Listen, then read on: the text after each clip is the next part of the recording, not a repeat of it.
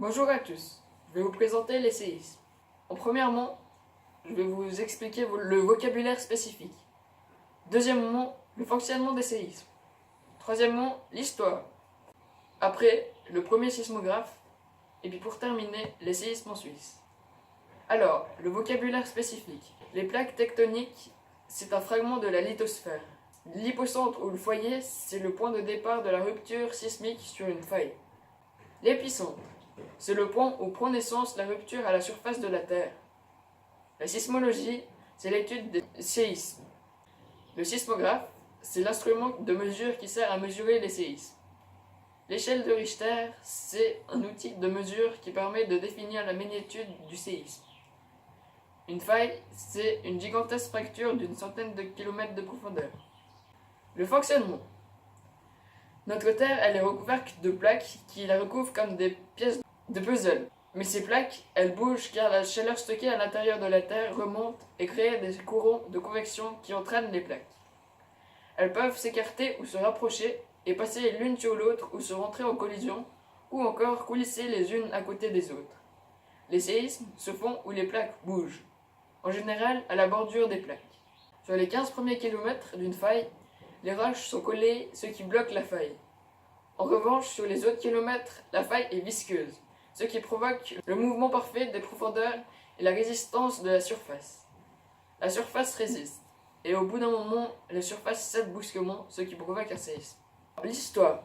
Le séisme le plus brusque est celui de Chili, de 9,5 sur l'échelle de Richter. Il a eu lieu le 22 mai 1960, et il a provoqué 3000 morts. Dis-moi, Jolan, quel est le séisme qui a provoqué le plus de morts? C'est celui de Chine, le 27 juillet 1976, de 8,2 sur l'échelle de Richter, et il a provoqué 240 000 morts. Zheng Yang a mis au point le premier sismographe en 132 après Jésus-Christ. Le premier sismographe. Lors d'un séisme, la balle contenue dans la bouche d'un dragon tombe dans la bouche d'une grenouille en dessous. Cela a donné quelques informations sur le séisme. En effet, la direction du séisme est donnée par le dragon qui a perdu sa balle. Ce dragon pointe la direction où se trouve l'épicentre du séisme. Le mécanisme de cet instrument est basé sur le mouvement d'inertie. Dans le sismographe, nous trouvons une pendule avec fibre mobile. Chacun de ces bois est connecté à un dragon. Quand le sismographe est secoué lors d'un séisme, la pendule en cuivre bouge vers l'un de ces bois mobiles et pousse le levier qui libère la balle en branle. Maintenant, pour terminer, je vais vous expliquer les séismes en Suisse.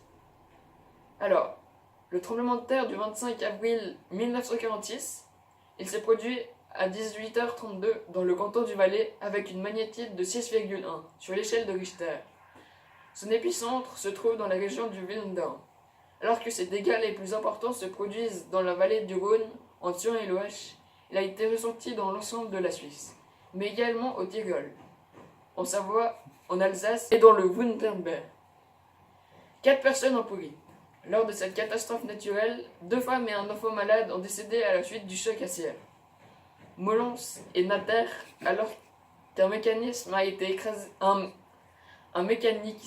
a été écrasé sous un camion dont les secousses avaient fait céder le creek à Aix-les-Bains.